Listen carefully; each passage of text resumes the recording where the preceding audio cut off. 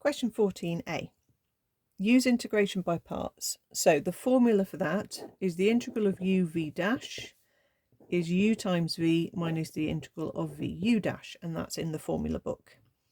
So we need to decide which is u and which is v dash. And the general rule is if it's a log, then that's the u. We don't have a log. So if there isn't a log, your choice for the u is the thing that's going to get simpler as it differentiates. 3x minus 1 will get simpler because we're just going to get a number. The e function doesn't really get any noticeably simpler or more tricky. It's still an e function. So that's not a good choice for the u. But as the v dash choice, we have to integrate it. So we have to remember that we divide by the differential as we're integrating e's. So now we've worked out our u dash and we've worked out our v.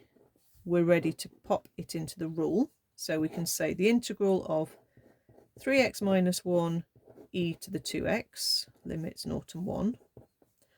That's going to be the u times the v,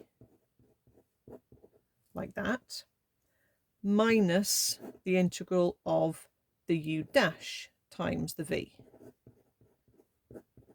like that. Okay, we'll put the limits around the whole thing in a minute.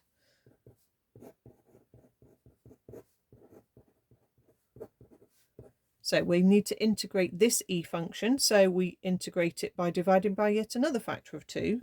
So that will turn into e to the 2x over a 4 now. I don't need a plus c because I've got limits, and I'm going to put the limits in the brackets around the whole thing.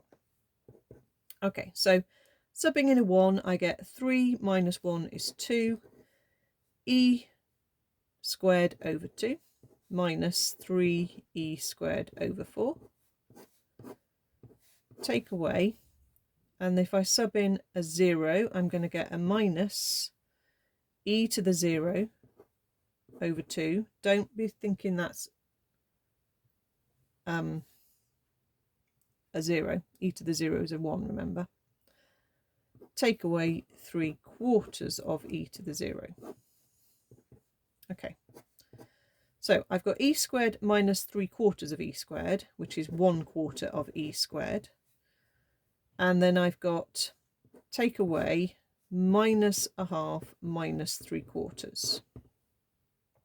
Okay, minus a half minus 3/4 is minus 5/4. And minus minus gives us a plus. Okay, you can turn it into a decimal if you want. It didn't say how to leave the answer. If you turn it into a decimal, you get 3.097.